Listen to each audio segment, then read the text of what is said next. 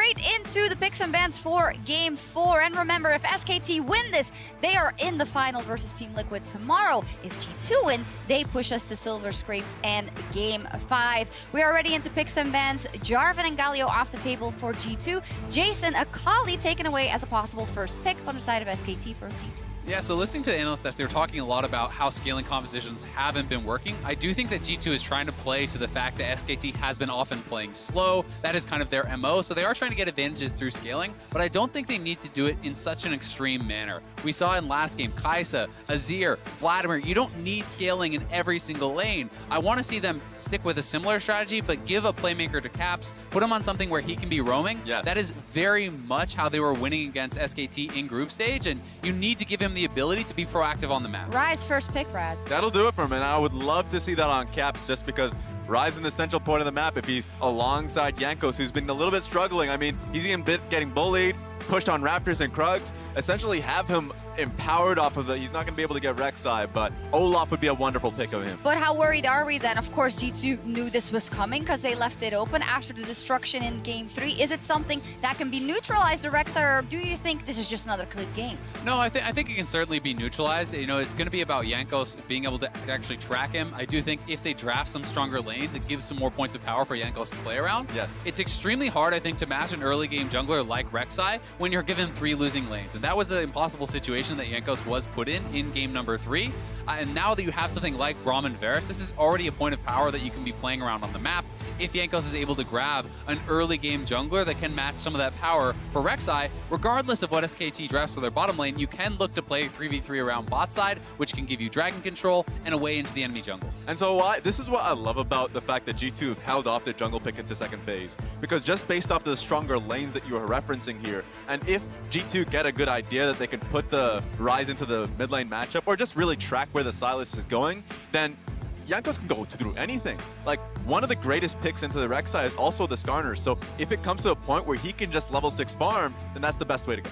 Certainly is, and I do think this Tahm Kench is very much an answer actually to the Rise, less about the bot lane. Yes, it can be very strong into the Varus, but Tahm Kench makes side laning so difficult. Anytime you want to try to play to a split push win condition, which is very often what Rise is doing, you have to take in consideration not only the Rek'Sai now, but the Abyssal Voyage and the possibility of those 1v1s becoming 1v2s and even 1v3s. Yeah, mobility has been so important throughout the entire tournament and also in this series, so a well-needed pickup from the side of SKT going into the second phase of bans. Ban Kalista here. If I'm G2, you don't want to see it. It's been Teddy's best pick in the group stage, and it's been working wonderfully for him here.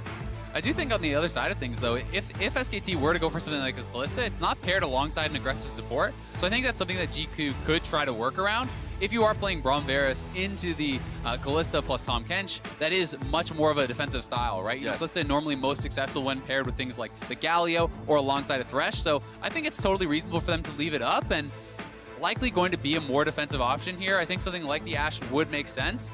And this is something that is not only going to help have a safe bottom lane, it's an additional form of engage, and also critically, this will give Clid more of an edge in the jungle because you can use the Hawk Shot to track Jankos' pathing. So not only is he going up against the best player in the tournament, in my opinion, he's going up against a monstrous early game jungler, and he's going to be tracked by the Ashe. There it goes, called by Raz. Skarner as the pickup here. Wonderful.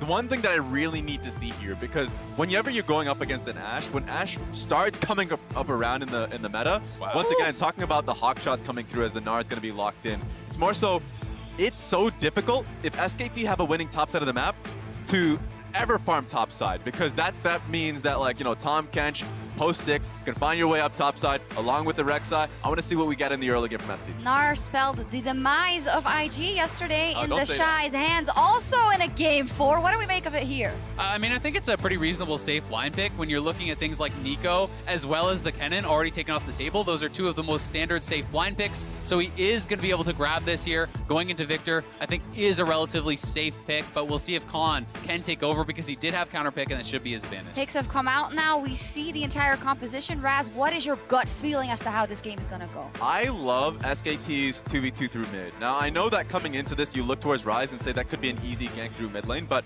once again, Upskun Abduct coming in from Faker, and we already have seen how strong Clid is coming into this series. I expect strong early game ganks going up against them. I think this is much more of a well-rounded composition from G2, honestly. I quite like it. They have a strong 2v2 bottom lane. Ryze has strong gank assist in mid lane, as well as really good scaling into those side lanes. And Skarner with Predator can have fairly early power in those ganks. Yeah. This is what we're playing for, like what we don't want to see if your G2 is just getting outplayed completely in the early game.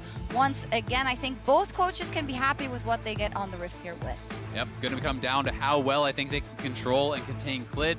It is definitely going to be a difficult job here for Jankos, but Skarner is certainly a very powerful farmer. If he can get to 6 on parity with Clid, he's going to be feeling very confident, I think, about his chances. And it's at that stage of the game that it does get pretty difficult, I think, for a lot of these SKT lanes that want to play aggressive, especially up on the top side. Something like the Victor can fall prey to those Skarner and Gnar attacks. That's why I'm really concerned for the top side. Specifically, I know we've seen some bad Victor games. We've seen even worse Gnar games. And in this game, it's actually even harder for him to see engage points if he were to teleport into the fights, look for a Mega Gnar, because there's a lot of disengage here. So many variables. This is it. Will SKT take it, or is G2 bringing us to Game 5? Let's take it away with our casters. Thank you very much, and welcome back. 2 years ago, SK Telecom eliminated G2 Esports from the MSI finals in Brazil with a scoreline of 3-1. Now in 2019, on the other side of the planet, in Taipei, SKT are on the verge of eliminating G2 Esports 3-1 in the semi-final and advancing to a showdown with Team Liquid. We've seen the draft, we've seen a little bit of setup in the top half of the map, and this is a different look for G2. Because Jankos will get caught up by a small stun, but not much more than that. So the thing that Papa Smithy and I were talking a little bit about was scaling for both these teams. And the one thing that we agree on is that G2 have very strong side lanes later on into the game. I think that it will be harder for SKT to match them, given that they will be playing up against a Gnar and a Ryze. Two are actually surprisingly strong side laners that, especially the Gnar, I think can hold his own very well against a champion like the Sylas. And I think Ryze is always going to do very well into the both. So in terms of that point in the game, I do think G2 has the edge. My big question mark comes around, can Clid still have the same early game influence that he had last time around? I just feel there's a lot of conditionals about where this game is going based on the game state and who starts snowballing, which of course is very familiar analysis for how this tournament has gone. SKT don't have much of a front line. Victor is the last pick to try to get a more comfortable laning matchup into the Gnar rather than a counter pick in the mid lane, for example.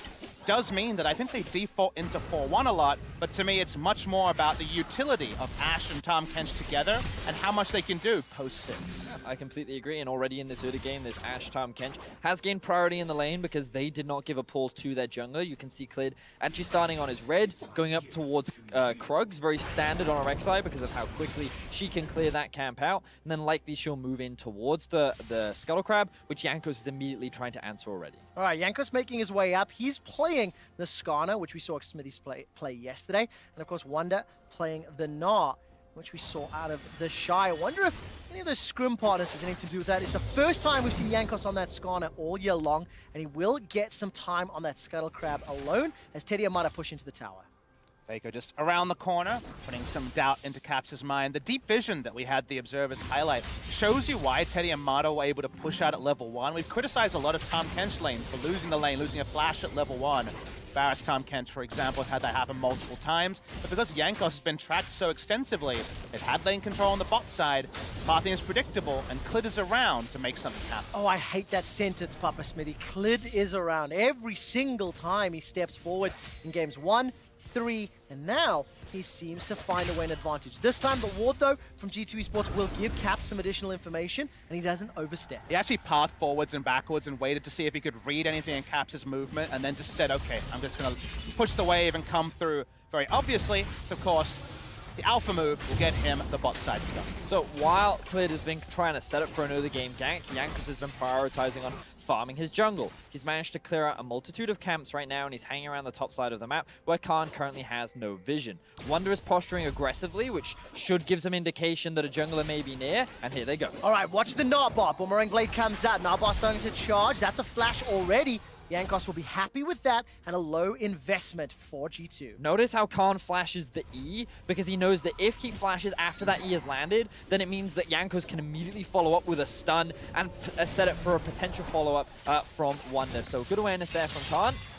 Ooh, good damage from Faker just outside the tower range. That's dancing on the edge of safety. Caps ends up coming away worse for wear, but very good reply.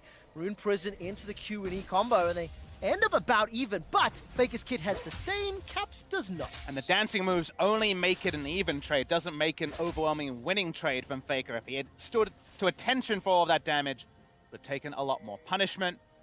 The overextension this time is with a ward, but with Predator can come in fast. All right, here comes Jankos. Remember, no flash, but this is Gnar that is tired. Flash forward through the gravity field. That's going to be the end-up cost, and first blood conceded, given to Wonder. Easy kill picked up for the top side for G2. Even through a ward, there is very little that Khan can do because of how well Wonder froze the lane towards his side of the map. Victor struggles to clear early, and he can only use his death rate, which ends up just naturally pushing. So really good stuff there from Wonder and Jankos working to get an early lead for G2. And remember what we said, quick shot, teams with the early leads have so far in the series won the game. All right, that's a first step towards a lead, big enough for me to believe, right? Wonder obviously first blood, teleport is available to him, he hasn't left the lane yet. And we saw Jankos just wiggling through mid lane, showing Faker's presence. And now first one back to lane, Tia plus Sapphire Crystal for Caps. And when the Victor dies once, it often leads to a cavalcade of those. Remember, Skarner Ultimate will be available when Flash is still down from Khan. Could trying to solo out this objective. Jankos coming up. Yeah, look at the minimap though. Marta and Teddy have already left lane, but Faker wasn't there. Now the teleport's starting to channel. It's Faker that's joining the fight. Klid is very, very low, and Faker is maybe stuck in the pit. But who's stuck with who? Wonder's recalling first. He's got teleport available. That's a Wonder TP coming into the fight. Marta's used Cleanse and Flash to safety. G2 Esports brute force their way onto the Ocean Drake. Blast Cone will defy any potential kills, and Wonder not close to 6. No further follow-up. G2 get the Dragon. Yeah, love to see them walk up for the contestant. They understood that they had extra resources like Wonder's teleport to not give over an Ocean Drake, which would have been so welcome for champions like the Victor. Faker on the exit here. He's going to be chased down by multiple members. All right, Realm Warp will deliver Caps. Flash forward into Rune Prison. They get the flash from Faker. It ends up being a trade of summoners 1-for-1. And now it's G2 who are on the aggressive in this early game. They're the ones finding a lot of these picks, and while they don't convert them into kills, they're converting them into objectives. And note how Wonder, he had already pushed the wave underneath the top tower, so even though he TPs down, he doesn't actually lose that much for making this roam happen. And Khan is just slowly closing that gap that he found himself early on. Teddy has the information to go for a backstop here, but won't do that. Interestingly, Klid has changed his keystone this game. It is not Halo Blade, it is Conqueror. And I think that's because of the heads-up matchup against the Skarner. Very rarely can you just unload your entire Q and then ult as the Rek'Sai in a game state against the Skarner, because he'll just be ulted by the Skarner and taken down with a full damage build. So for the extended brawling and the sustain options it provides, he's gone a different route. You notice the differences in the runestones, and I'm noticing the differences in the lanes right now is Faker and Teddy both had the waves set up beautifully, given that after that small Drake exchange, the waves were slowly pushing in favor, and here comes Jankos and Klid. All right, keep an eye on Faker. He's got himself a Gnar on that hijacked ultimate. Caps and Mickey step forward. Winter's Bite finds a target, but as Mata approaches as well, it's not a 3v3 that G2 are willing to contest right now. A lot of early game damage in that Silas and Rek'Sai combo. I thought that G2 would actually go for that fight, given that Mickey was closer to the fight than Mata was, but clearly Caps and the squad saying, you know what, we have no summoner spells, Jankos isn't level 6 yet, we don't need to force this fight, so why bother? We're in a pretty good spot in this early game, let's just play it a little bit safer and wait for another opportunity later on. Perfect lane state for Khan, but he might actually just be narred for damage here. He will indeed, gets gnarred against the wall. There's the Chaos Storm down, there's an Impale though onto Mata, remember flashless. Not going to be able to escape. Caps gets the kill, but all of a sudden Wonder's in trouble. He gets jumped on. We didn't see Klid joining the fight, but he's got that flash on cooldown. 2v1 in the top lane. So both junglers, they hit that level 6 mark, and they look for a play. Jankos finds one in the bottom river. Klid finds one in the top lane. So this allows Khan to get back into the game a little bit more, but it also starts to snowball for Caps, who's now 1-0 on the right. And the flow-on effect is on the Ashe, who can't actually enter lane. There was the Spire taken. That was in view of both of them. Tahm Kench not there. They need the Tahm Kench in the lane to actually walk up. All right, take a look at this. Chain of Corruption comes up. That's flash for flash. Teddy escapes with his life. The first turret plate falls. While this is going on, Klid is inside the blue buff jungle of G2 Esports, and Jankos Impale's not available, but the Fracture and the Crystal Slashes are going to do so much work, especially with that Braum passive. Teddy and Mata, though, they make it back to the tower alive. And notice that Clid is still in the top jungle, and G2 have full information of this because of that ward, which means they can play extremely aggressively underneath this tower without any risk of a counter game. But the good news for SKT is there's not enough threat onto the duo here to stop the duo lane being proxied out of lane like we saw Sona Tarek when SKT played it, or the Calista Braum shenanigans they pulled against TL. So they're able to actually re-enter lane and not lose multiple minion waves and not lose the 10 or so CS lead that Ash has had this game over Val. So we'll have a look back and we'll see Mata as he gets caught out of position. I believe Jankos procs the Predator here, as Mata is just trying to clear out the wards, but as you guys notice on the minimap, he didn't have priority anywhere. The Ash was stuck underneath the tower. Silas on the Faker was coming down, but it wasn't enough. Meanwhile, while all that was going on, Wonder was dying top. And we had just mentioned how Khan had the lane in a really great spot, just frozen under his turret before his flash came up. That also meant perfect time for Clid to walk up when Nas tried to break the freeze.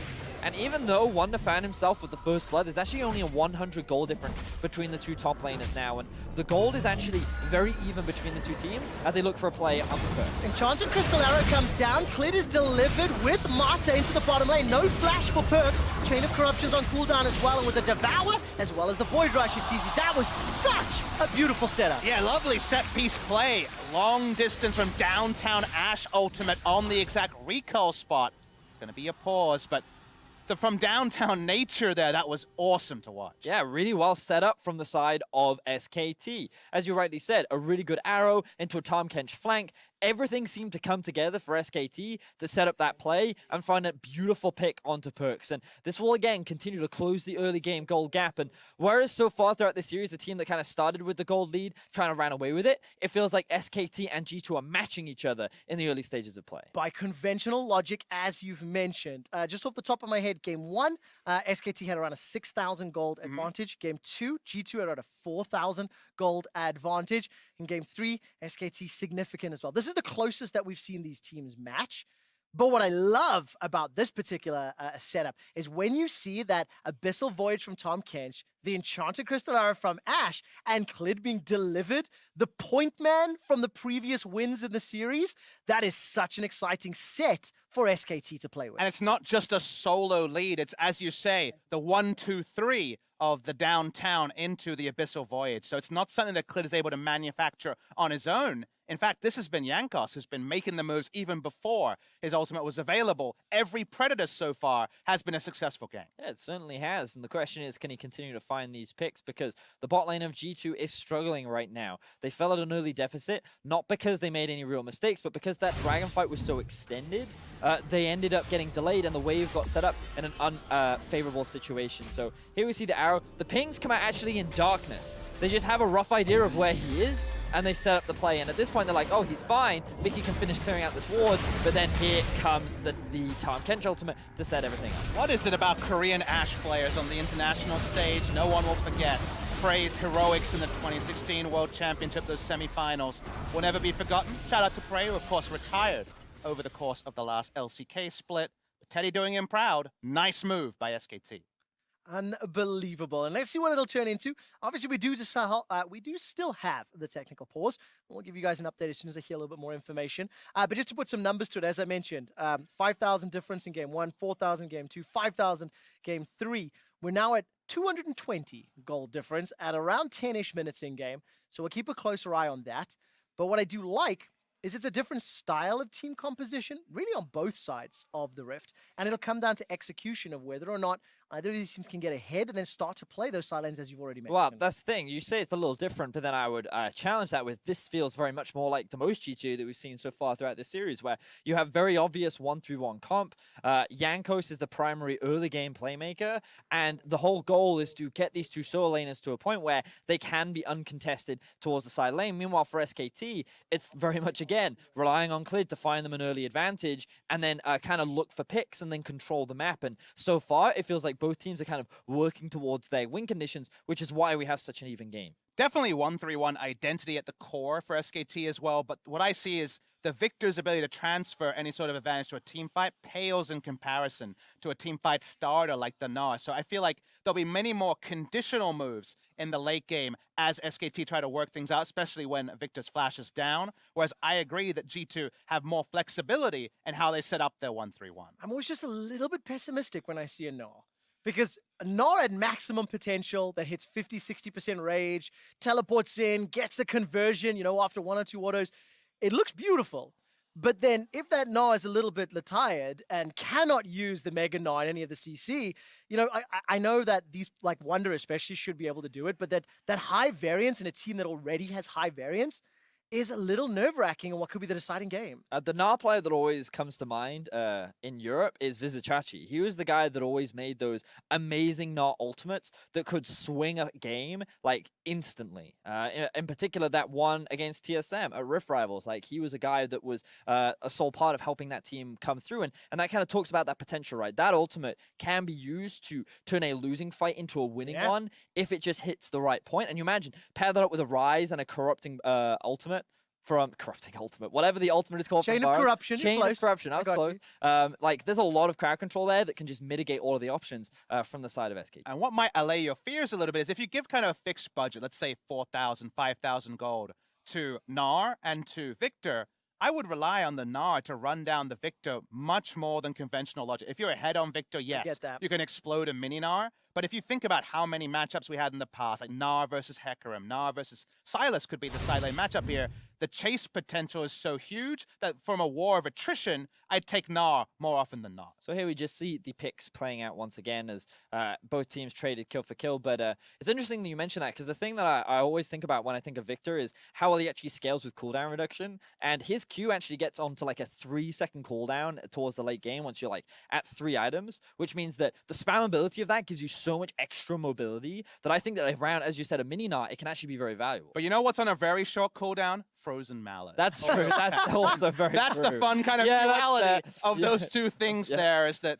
again, it does swing based on items, but so far this game has been pick tool, successful gank, pick tool, successful gank on both sides. So it kind of feels like the swing moment might be when one global move comes off, the other one is thwarted, and just the ripple effect that can have on the map control around what has so far been just team deathmatch on different sides of the map. Got it. Well, just so you guys know, the players, they did report an issue in game. It is being investigated. We'll share as and when we have updates. But for the time being, G2 Esports, their backs are against the wall. They're down 2-1 in the series. It is an even game as we're entering the 10 to 20 minute sort of laning phase. And despite a few turret plates falling here and there, no clear advantage yet. And that's different to the 3 previous games where SKT or G2, leapt out of the gates, got that advantage, and then I think you summarized it quite well, suffocated their opponents as the time ran on. And so if I was going to hand out an award for the little that we've seen here and what has been different from the previous games, it'd be Jankos' performance. This has not been a clear-dominated early game. I think Jankos pre-6 got a successful gank up top. They were able to engineer the downfall of the Victor a couple of times. So I want to recognize the European jungler who's had very much a tournament at an expected level so far, but we've been waiting for him to pop off. And this could potentially be that game because he's actually been around the map more than you would give respect to a Skarner this early. And while we're giving respect to Jankos, we have to keep reminding viewers how amazing Clud has been just throughout this entire tournament. Like, the discussion already started coming into playoffs around him being the MVP candidate potentially because of how consistent he has been even in SKT's losses. And he's just such a talented jungler that brings something so unique to this SKT roster that I think we've rarely ever seen from them in the past. And the fact that he can single-handedly get them such massive advantages in the early game should really show how talented and intelligent he is as a jungler and how skilled he is at enabling and potentially reestablishing the SKT dynasty. But I want to open the conversation a little bit to the fact that Haru is here as the jungle sub. Really not expected to play. SKT have only run a 5-man roster all season. They've never tried any other players. I believe that having another jungler with international experience and the amount of prep that goes in, some of it for sure is his own jungle instincts, but just the fact that he's always on that right quadrant of the map, I suspect that the amount of prep they're putting into the jungle start is certainly paying off in the games we've seen so far. This would be the 14th they've played so far at MSI 2019. Yeah, I agree. And the whole SKT roster kind of has slowly been getting better as the tournament goes, as the tournament progresses. And again, like, you have to give a lot of props to the amount of prep and kind of backstage staff that does come into what has been known as a very successful organization. And especially when the organization's had to rebuild. I know we have said this a few times, but after 2018, where SKT failed to make it to international play, failed to help defend LCK's honor on the international stages, where they failed to win any of the big international events, this not only would be redemption for the region, but for the team that is the most winningest team in League of Legends. And it's one of those kind of interesting points where when SKT's at the tournament, the stakes seem higher just because of the nameplates, just because Faker is there, rookie put forward. That same sentiment, I think everyone knows what it means to beat SKT. And maybe last year that was happening a lot on the domestic front, but it never came to the international orgs that had that long-standing rivalry with SKT. So for them to come back, be relevant, and right now be in a position to potentially take the tournament just shows that the SKT name is there to try to fight for that old legacy. I love that you mentioned names when, honestly, they have a rivalry with an entire continent. Europe against SKT has never been favorable for Europe. Are we sure it's a rivalry that's two-sided? Yeah, like, that's the debate, right? But you think about it, 2015 MSI, Fnatic went to all 5 games. They lost in the 5th. There was then the series against G2 and SKT, where you ended up having the final, which ended up going 3-1. And then there was, of course, the Misfits versus SKT series, which again went to 5 games. And SKT has thwarted many of the hopes and dreams of many European fans. So you're saying 5 games is a chance? I'm saying there's a chance. Unfortunately, G2's only ever gone 3-1 against this team. So let's see if they can not only defy history to be the first time G2 Esports can go 5 games against SK Telecom, but also put themselves one Nexus away from making history for an EU vs NA final. Now that all starts with G2 winning this game and getting that deciding match. And for the time being, we are back in game. As you've noticed, plus 250 odd gold in favor of G2 Esports as we get to 11 minutes. The first few backs have been completed.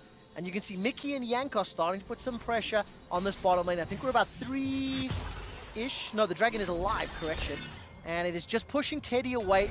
And as you've noticed, G2, they put a lot of pressure on this bottom lane. They're trying to re-invade at SKT to allow Teddy to enter. Here's the ult. All right, the Devour comes out, and Pale was saved, so not sure Yankos wanted to hit that target while TK was so nearby. Teleport coming into the bottom lane. Faker gets turned on. All 5 members of G2 have already started to fight. Clid goes forward, he unfurrows, gets a knock-up onto Yankos, but the piercing arrow picks up the kill. Faker's in trouble. He's caught inside the blue buff. It's a double kill for Perks, and now Khan is on the wrong side of the rift. Gravity Field will buy some time, but he's managed to make it back to Teddy Amata. SKT over pursue and re-engage even though Khan is in no position to help. He teleports down, he only gets a small amount of poke onto Yankos. This control of the Drake has been the one advantage that G2 have maintained in the first 12 minutes of the game. And what was great here for G2 was how they found the collapse onto Faker. Initially, it looked like G2 were the ones in a dangerous situation, as here you can see they focus their attention onto Clid. They're committing deep into the enemy jungle, but a good flash consumed from Mata saves the jungler. Now, they have the potential TP coming out from Khan from behind. You then have Faker with the collapse. But notice how G2 immediately say, let's go on to Faker, let's shut him down, while Perks lands a good ultimate, and now the fight is split apart. 2v2 and 2 versus 3. And Arrow actually interrupts Caps, Mickey, and Perks from taking the Realm Warp over, which then actually keeps them on that side to secure the kill on the And I love that you point out that moment, because the Hunters became the hunted the moment they made the correct turn, and that just meant that Khan was woefully out of position. Now, when I saw Mata's flash, his flash cleansed instantly. I didn't see whether or not Yankos caught him on the stun, but it didn't matter, and his Devour was one of those very powerful tools into the Impale from Skarner. Yankos is immediately going to summon the Rift Herald in the bottom lane. G2 have got themselves a 1,000 gold advantage, and I think with that empowered charge, Perks will be the recipient of this last plate and the tower gold. First blood secured, 2 dragons, 4 kills to 2, and it is a very, very strong start here for G2 Esports. Trying to play both sides of the map. Caps teleported down, didn't end up being needed, but now Clid is top side and SKT making a reverse play. All right, Wonder's going to be in trouble. 4 members stack, but the teleport from Caps Correction, Perks is going to be enough to save the day. Now Yankos stepping forward. Impale's available. He needs to find a target. The flash Gnar is countered by a flash reply by SK Telecom. Faker and Clitter running. The chain of corruption was spreading. Khan got locked down in place. Now Mickey steps forward. Khan buys a little bit of time with that stopwatch for the kill. Is secured by Caps. Now Faker stepping forward as Teddy did not teleport, did not ultimate, and did not get involved. And G2, after the pause, go from a 250 gold lead to a 2,500 gold lead. Beautiful stuff, constantly punishing these small plays that SKT tried to make. And 1,800 gold of that lead, Vedius, is in Perks' back pocket. He's got 6,100 gold to the 4,300 of Teddy. Caps is up around 600 over Faker. So very, very strong turnaround. And those proactive plays, those skirmishes and team fights that helped G2 get to this point. It's been a game of inches. The chess pieces just being slightly better piloted by G2 in the early game, but across the entire map rather than just in a single lane. The utility from Teddy and Marta hasn't been utilized outside of the from downtown Ash arrow before the pause. And G2 continue to push up. And SKT, the quadrants they're safe in, get smaller and smaller. So the gold lead is healthy, 2,500. G2 have made multiple proactive plays that have worked in their favor. And they turn their attention to now as the lanes have swapped. Chain of Corruption's on cooldown. Mickey and Perks are stepping forward like they want to go, and that's because Yankos is running up. Predator Caps is here with Realm Warp as well. Oh, who's going to take the Realm Warp? Perks just misses it. Not in range, may not matter anyway. Mata doesn't have Flash available. He's the next target. Impale brings the Catfish backwards. And G2 Esports find 2 kills. They're going to lose the middle tower, potentially, and they can reply in top. Looks like G2 just have it out for the duo of Teddy and Marta. They do not want this duo to get ahead. They want to punish the Tahm Kench as much as possible. And I loved at the end of that replay, Marta, for the first time in this game, says, you know what, I can't save you. I'm out for myself. I gotta go. And you're seeing Caps outroam Faker this time around. It's being super proactive, dodging lane. 130 CS at 15.5 is low by his standards, but he's just being that extra man to guarantee objectives. So you can see here, Marta and Teddy. Teddy does have the flash, but he doesn't see the point in using it. The collapse comes in from the rest of the team. He thinks he can get the safety from Marta, but Marta realizes there's nowhere I can take you. There's nothing I can do, but he realizes too late, and then the collapse comes out from the rest of G2. For anybody that has been watching the entirety of the series, at the beginning of the showdown on Countdown, we talked about who pilots Rise better. Faker is the Rise. There are movies made of him. The skin that Caps is using belongs to Faker. But the way that Caps plays the Silence helps the rest of his team. 3-0-3. This is how G2 have unlocked many victories. The only small food for thought that SKT can talk about is keeping up Flash on Teddy, having a Victor. Their wave clear in this game state is superior to what we saw from G2 in the previous game. So they are able to stall out, and the longer they can keep outer turrets up, the more chance they have to try to inch their way back into a game that right now, G2 is controlling handedly. And the one thing I will say is while G2 tried to split up the map, remember the SKT still have this strong pick potential of the Ashe Tahm Kench duo, where the arrow lands and then Tahm Kench brings the target in to potentially look for a pick. All right, Caps will sidestep the arrow for now. Realm Warp starts. He needs to dodge the CC, and he does so. 3-0-3, manages to get that tower, and all of a sudden G2 pushing. By the way, looking at Perks, he's got the Rage Blade and Blade of the Ruin King completed. Caps may be doing some tactical inting. Let's find out. Rune Prison goes down, Spellbox as well. Faker manages to steal the Realm Warp, but he's the one that's in trouble. Realm Warp will complete because Rune Prison was on cooldown. And while G2 was pushing the bottom lane, Teleport to save Caps at least secures the Dragon. I'm gonna be honest. I don't think Wonder needed to TP in there. I think Caps was pretty happy in that 1 versus 2. But Yankos, they're looking for this 2 in the mid lane. All right, Devour goes out, and unfortunately Yankos decides not to flash. It would have been a very juicy double Impale. Holds on to it for now. 5 plates to 1. The mid tower is now the focus for G2. Hard to take down, though, and Victor was able to wave clear in bot. It feels like Drake is a free win condition for G2 this game. SKT has had no control of the bottom quadrant of this game ever since their first Drake start very early was thwarted by a TP down from Gnar. So for now at least, SKT don't lose mid lane outer turret. But coming on 20 minutes, it feels like SKT and G2 with so much overlap in the comps, G2 in a very comfortable spot. Very comfortable indeed. 2 items being picked up for Caps and for Perks. Caps going for the Spellbinder to complement his phase rush. He's going to be one speedy boy. It's catch build. This is very much focused on getting that first Rune Prison or first empowered Q down. And from there, Skarner and the rest of the team can follow in tow. So the catch damage on the side of the Rise. G2 invading, they'd love red side control. You need to get your vroom vrooms ready quick shot because you've got the Predator on the Skarner. You've got the speedy stuff on the Rise. Everyone is going to be looking to go quick as they try to catch out SKT. I cannot wait. Quick vroom engage. 5,000 gold lead for G2 Esports. Mata in this engage, by the way, sitting on that QSS. That's a flash impale. Khan will get devoured though. Not going to get killed just yet. Chain of Corruption has already been used. Here comes Wonder. He eats an enchanted crystal arrow to the face, and Fake has been able to join the fray. 5 members of G2 trying to push forward, but the minion wave is getting obliterated. Oh! Massive! Manages to steal the Gnaw. Faker turns around. He hijacks G2's chances. Listen to that crowd as SKT turn it around. That was absolutely insane from Faker. That was the perfect opportunity, and he capitalized on it. Beautiful stuff from him as he defends the Tier 1 tower. I was watching the exhausted Gnar, wasn't ready for Faker's Gnar ultimate. Such a conditional most of the time. Faker pushes out. That's, again, a lot of time bought by SKT. Not over yet. SKT are going to continue the pressure. 3 members pushing into the top lane.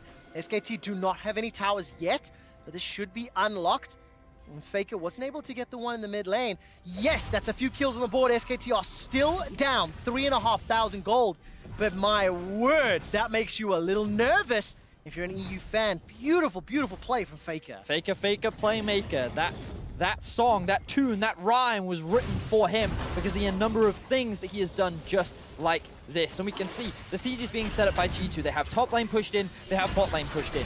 Everything looks great for them, and G2's like, right, let's find this quick pick onto Khan, but then Mata comes in for the save once again. And with the QSS can walk up that aggressive with 2 cleanse effects, the re-engage starts, you think, okay, we're just going to back away from here, no harm, no foul. Faker hasn't hijacked an ability just yet. Sees Wander, rolls in, 5-man Gnar ultimate. It doesn't win them the game, but I'm sure we'll track back if SKT take down the series 3-1. And remember that Faker play. And that hijack was so close to catching Mickey's Swarm instead, and how different that could have looked if it was a different ultimate. Instead, it works out, and that means G2 a little bit nervous as they go into the fight. Look at the damage from Faker.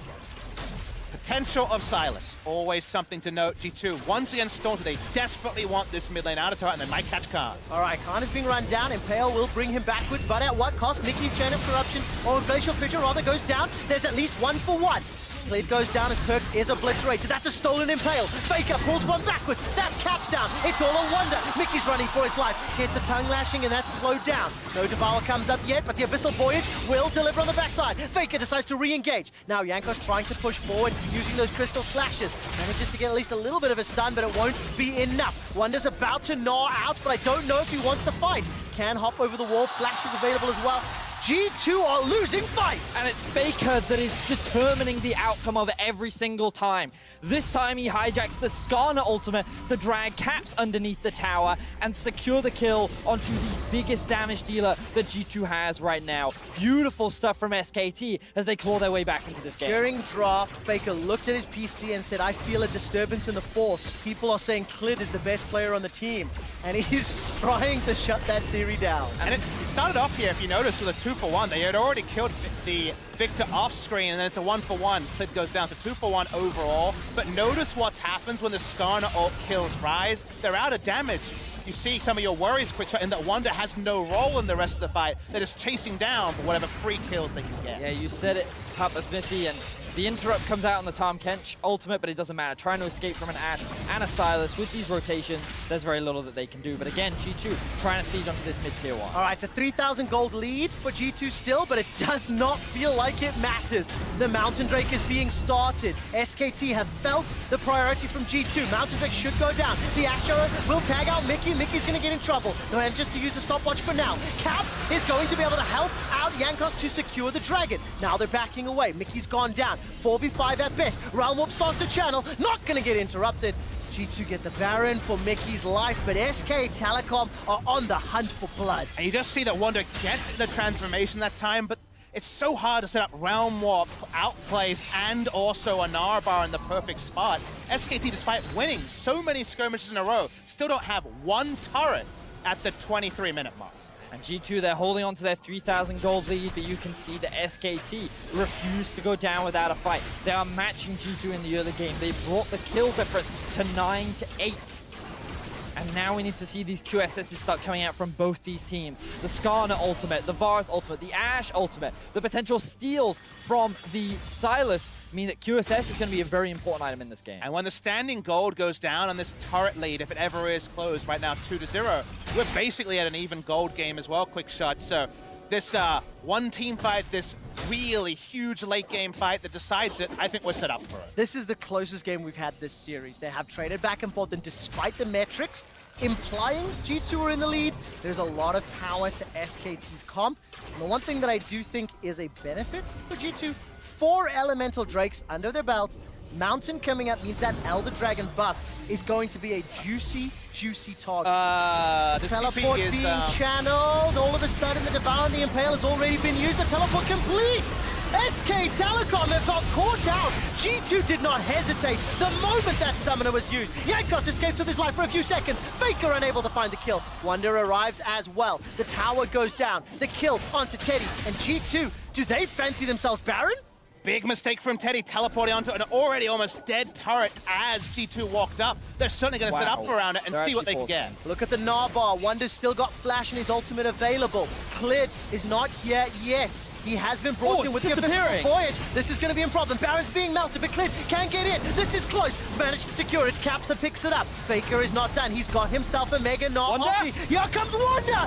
Gnar into the wall. Into the crunch. The wallop. Faker gets a reply, but it doesn't matter. 5-man party in the chicken camp. And SKT are running for their lives. Clid escapes, but he's the only one. And G2 finally secured themselves the Baron and put themselves in a much more commanding position. Faker has been trying so hard to turn these fights around, but the one time he can't do it, G2 take everything. Teddy's TP started the dominoes and they crash down with a G2 Baron.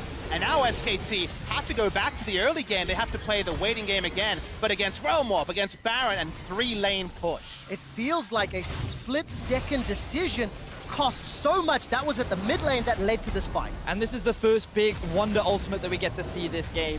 Faker tries to get the shield out. Look, he even tries to steal the Gnar ultimate so that he can turn it around, but just a little too slow on the plate, and he cannot convert it. Clid, he's forced to leave his support behind as Marta gets chased down, and G2 walk away as a very happy team. Well, one G2 teamfight win away from a game 5, from Silver Scrapes, from everything that represents. Because with the Baron buff, they can crash through the game. You saw how quickly they deleted Baron. 7,500 gold up. 90 seconds to the next dragon. You've got 3 or 4 items being picked up for multiple members of G2 Esports. So this feels like a very similar game to many of the previous in this series. The team that gets ahead in the early game starts to fly. There's still 2 minutes left on Baron and a 4,300 gold Baron power play. That is ginormous. And G2 aren't done yet. They want to continue pushing those numbers even higher. It's now a 5-turret to 0 advantage. SKT, one more pick to come. All right, Jankos decides not to over-chase. Threw down the Predator, looking for the engagement. They've just been the Righteous Glory, in fact. Take a look at Faker. He's got the Mega Gnar once again. Fool me once, fool me twice. Perhaps not the third time. And that third time's the charm, right? Because mid lane 1 was decisive, helped SKT win. River, not so much. Now we need to see what SKT can do against the Siege. Wonder now moving into the bot lane, and the 1-3-1 can now be properly set up from the side of G2. There's still a minute left on the Baron, and with all 3 waves crashing in, SKT should be forced to give up at least one of these Nexus towers. In the push in here, they can play the patient game that has evaded some of our other great 1-3-1 teams. Single Mountain Drake, another one to come up, and SKT can only defend in so many places. Yeah, definitely the case.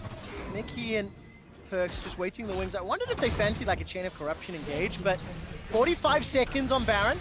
Snini, 5,400 gold and the power play. Mountain Drake is available, by the way. Will come up right now.